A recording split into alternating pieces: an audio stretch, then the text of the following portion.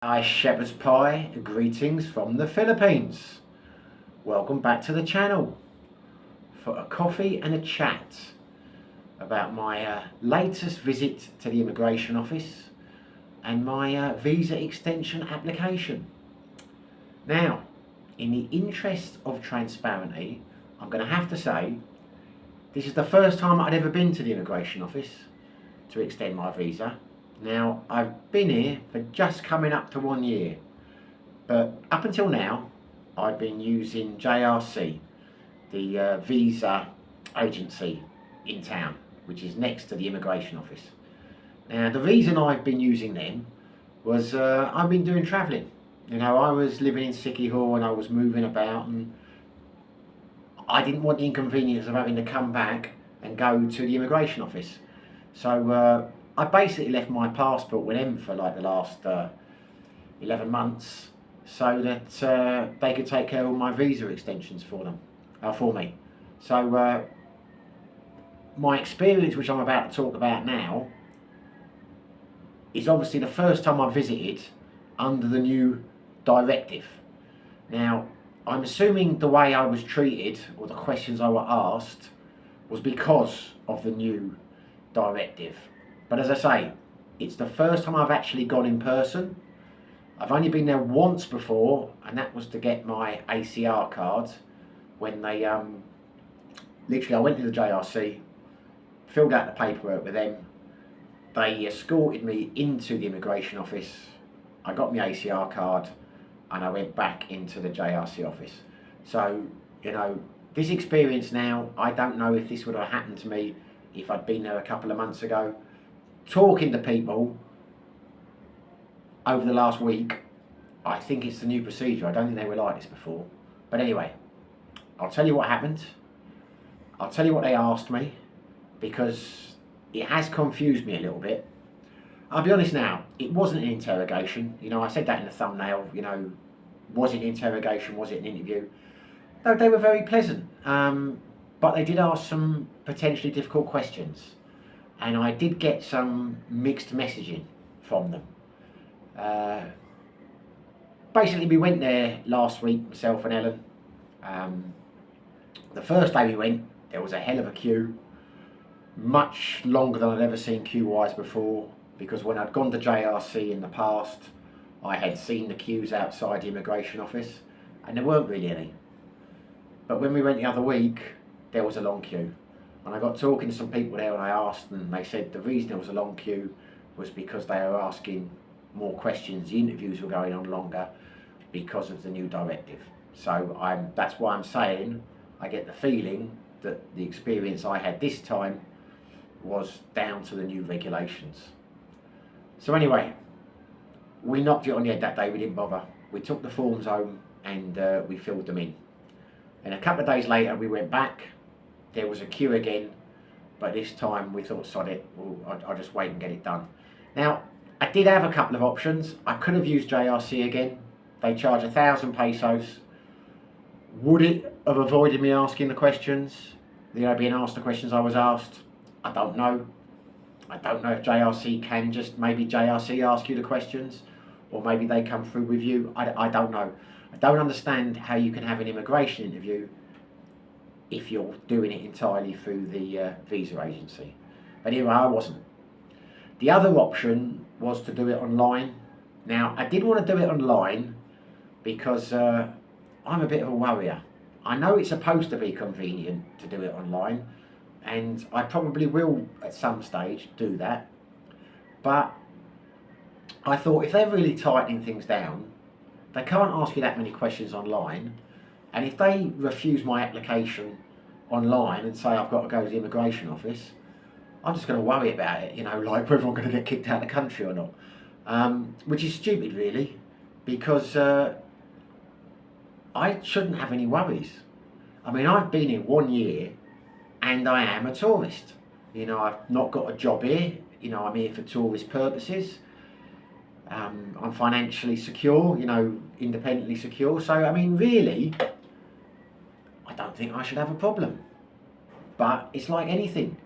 When they change the rules, and they're tightening down, you worry. Or at least I do. I am a bit of a worrier, particularly when it's in an officious setting like this. So anyway, we filled in the paper, we'd already filled the paperwork, we turned up. Ellen came with me. Whether that was a good thing or a bad thing, I don't know. Because we waited about half an hour to go into the office, outside in the chairs. We gave our paperwork to the security guy. Then I got called in. Now, when we went in there, we sat down for a few minutes, and while I was sat down there, I could hear what they were saying to other people who were putting their applications in. And the theme was, without a doubt, was, do you have a girlfriend here? And I'm sitting there listening to this and thinking, why are they asking that?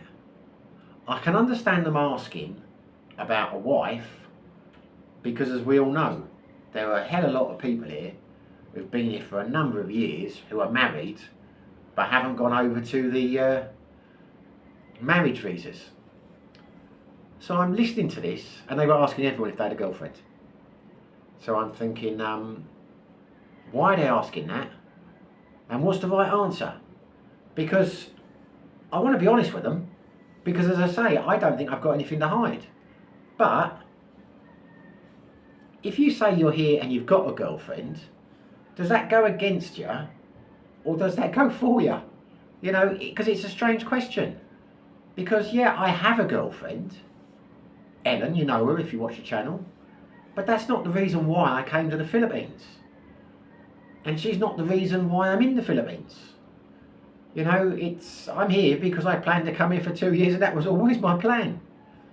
So anyway, I heard them asking everyone this, and some people were saying yes, and if they said yes, they were writing the details, the name and etc. of the girlfriend on the paperwork. So I'm thinking, well, why are they writing that? Again, I can understand it if you're married, because I presume they want to have a record of how many people, are married and who aren't. But anyway, as I'm thinking about this, she called me forward. One of the women who was working behind the counter, and she looked at my paperwork. She said, you've got the wrong paperwork. You've been here a year, or you're just about to be here for a year, so you have to fill in a different form. So I'm like, okay, fine, I'll do that. I just filled in the form that the security guy outside gave me. But luckily, because I've not got the best eyesight when I wear my sunglasses, the lady behind the counter was kind enough to fill it in for me.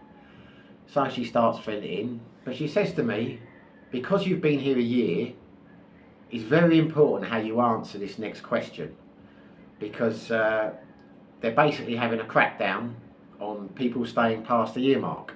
So you need to put a very detailed answer as to why you want to stay past the year. Now, the way she was saying that was giving me the impression that if I answered it wrong, that I wouldn't get my visa applicated. So I'm thinking, how do you put a long detailed answer to this? Because you had a paragraph thing to put it in. So I'm thinking, how am I going to word this? So I wrote, which is basically the truth, that I'm in the Philippines on as a tourist. I'm spending my time, embracing the culture and trying to learn more about, the Filipino lifestyle, etc. I wrote like a line and a half, and I was about to write some more, but the woman looked at it and said, yep, okay, that's good. So I'm thinking, well, that's not an in-depth answer that I've carefully thought about, but, if she said, if that's all she wanted, so that's all I basically said, it's 2 sentences maximum. Basically, I'm here as a tourist. I want to extend, because they asked you why you want to extend, because I want to, continue exploring the Filipino culture and learning more about life in the Philippines. She took the paper back, and then she asked me if I had a girlfriend, and looked at Ellen. Now, I didn't want them to write Ellen's name on the paperwork. I don't know why I didn't want to, just something in my mind said, I don't see why Ellen should be involved in my paper. I don't know if that counts. Anyway, just the way I was thinking.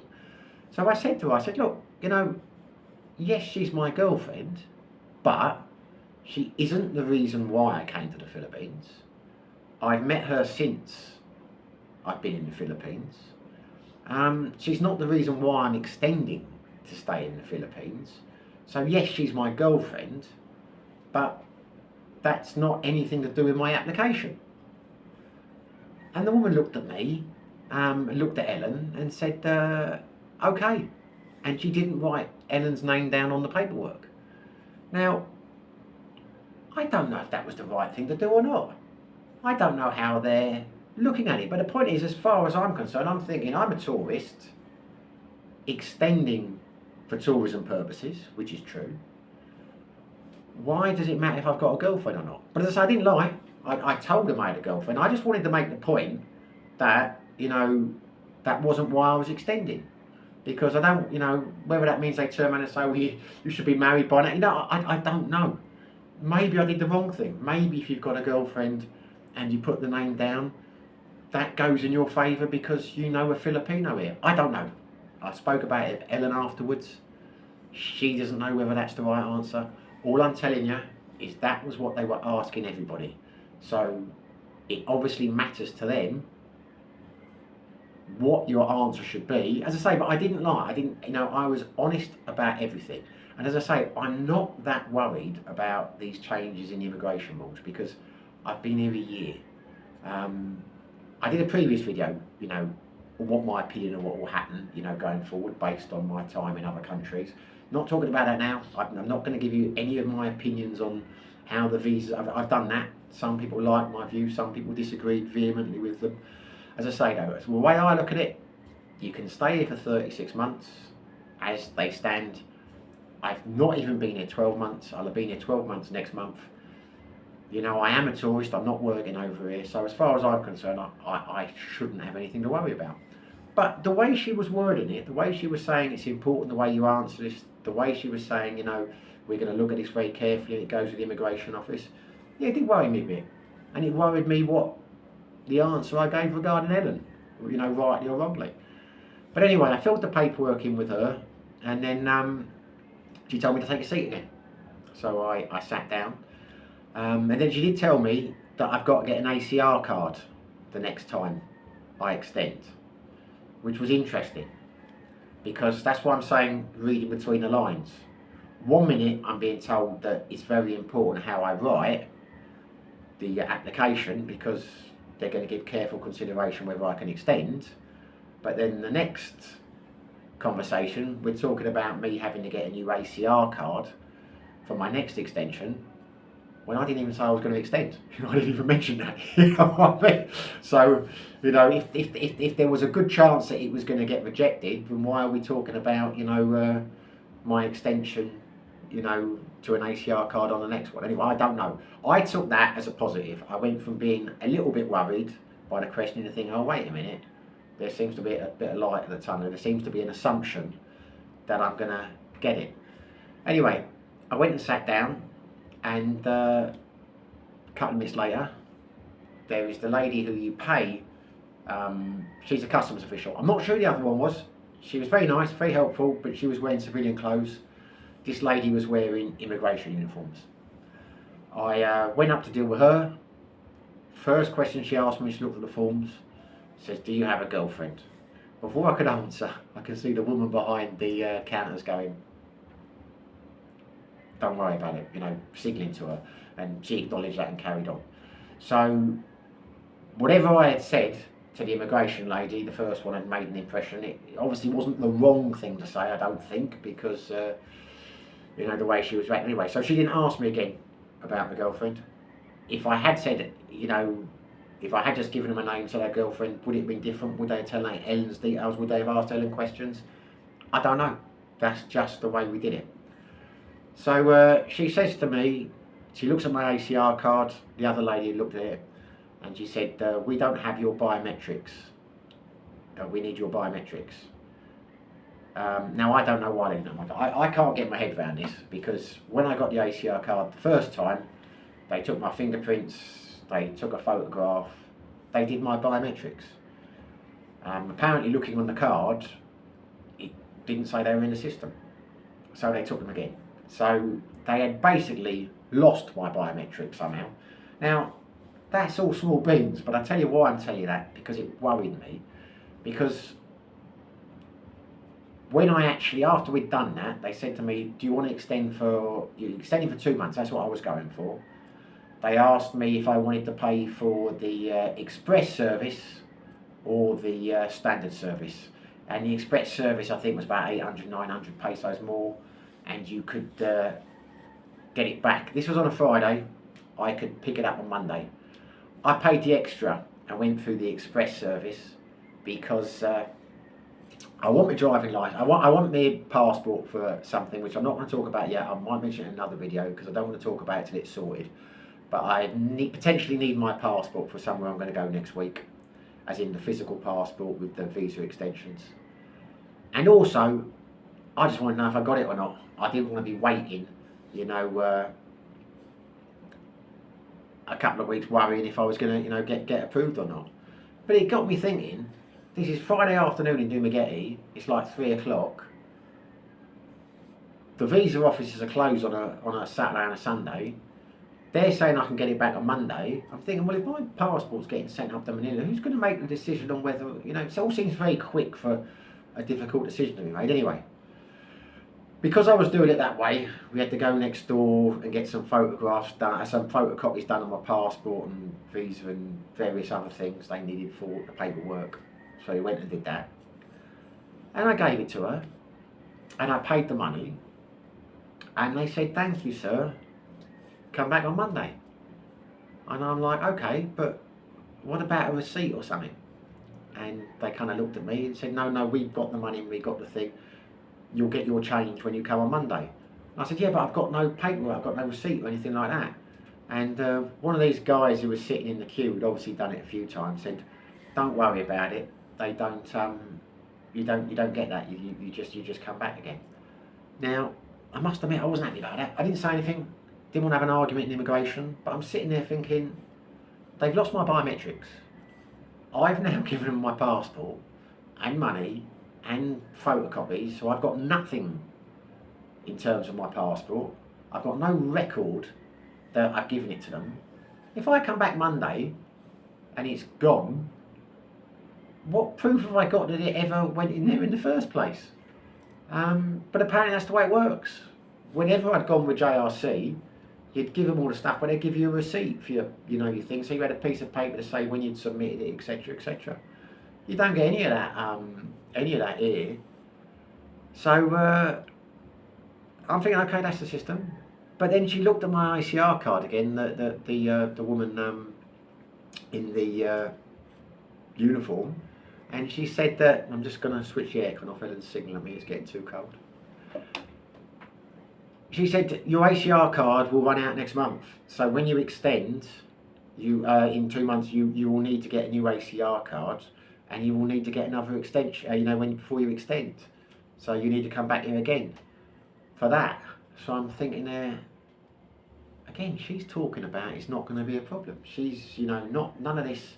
It might get turned down, it might not get turned down, you know, you might not get approved. It was working again on the assumption that I was going to extend again, when I never mentioned that. And it was all very matter of fact, when you come in next time, you'll have to get a new card and pay for that, as well as the other one. So anyway, that was it. We left.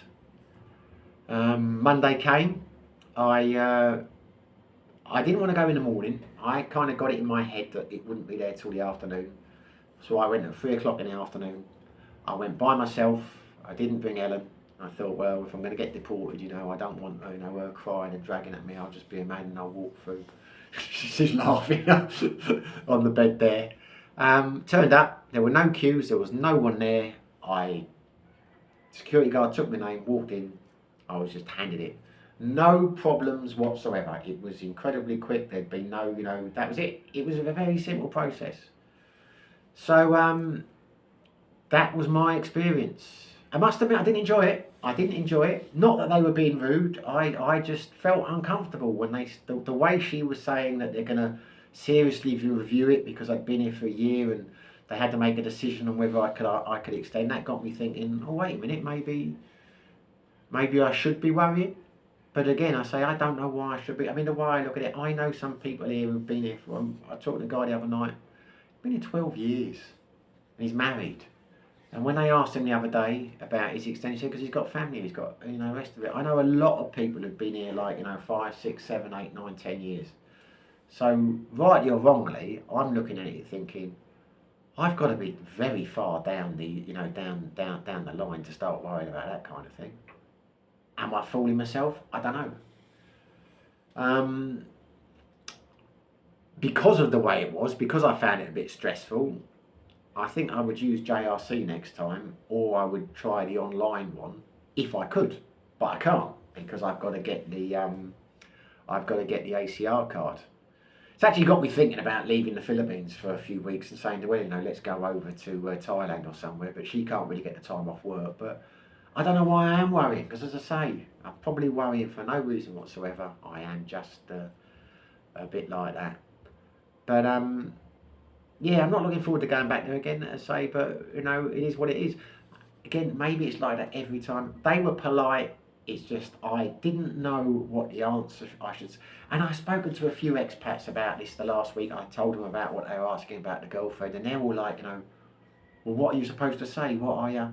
Because I don't know about that. I do not understand. I'd be interested to know in the comments if anyone knows why they're suddenly so interested in girlfriends, or have they always been interested in girlfriends? All I know is when I've extended with JRC before, they've never asked me about a girlfriend. They've just asked me if I'm still at this address or that address, has my address changed? And that's been it. And certainly when I extended through the immigration office, they didn't ask me anything about where I was staying. I mean, I gave them my address, but they didn't ask whether it was a hotel or a house or how I was supporting myself. There were no tricky questions like that. You know, it was all you know, just filled in the standard form. I said I was here as a tourist, which I am, and that was that. So, you know, I'll be interested to know how other people have got on. The Philippines being the Philippines, I wouldn't be at all surprised if the Dumaguete experience is completely different to the Bohol experience or the Cebu experience, etc. I just thought I'd share it with you. As I say, it was they were nice and pleasant, but it was a bit uncomfortable, some of the questions. I don't know, it's one of those things, isn't it? You know, even when you're not guilty, you feel guilty. But it was all quite painless in the end. I was worrying. I wasn't really worried. I didn't spend the whole weekend worrying. I was expecting to get it. I was just sitting there thinking, well, you know. And he started when we don't get it, okay, I'm going to go back to Thailand for a few months. You know, I mean, if I have to go, I have to go. But as I say, I don't know why I would be worrying about it. And at the end of the day, it was quite painless. And I say, if you're reading between the lines, although there was the suggestion that the girlfriend might make a difference to your application, although there was a suggestion that they are cracking down and they are tight, because they said several times they have these new regulations, in the next breath, they were assuming that I would be wanting to extend again. They were assuming that I would want to get an ACR card again. Without me asking it, there wasn't a suggestion like, you know, next time we'll have to review whether you can get an ACR card. So hopefully, if I apply again in a couple of months, and I say if because I might say we are talking about maybe taking a trip out of the country, but then I'll start to worry if I go away for a couple of weeks and come back, maybe they won't let me back in again. But as I say, I'm not really worrying, but I know a lot of people who are. I know some people who've been here for a number of years, some friends of mine here, they're worried. Whether they should be worried or not, I don't know. I mean, as I said in the previous video, I think the regs will change over time. I don't think it'll be overnight, but what do I know? You know, I'm just, my opinion's not worth anything. Anyway, there you go. That was my experience. I thought I'd share it with you. If you are in a situation where you have to apply for an extension soon, best of luck to you. I hope it works out for you. If you like the video, smash the like button. If you haven't subscribed, really would be helpful if you did. Whether you do, whether you don't, wherever you are, whatever you're doing, stay safe, be lucky.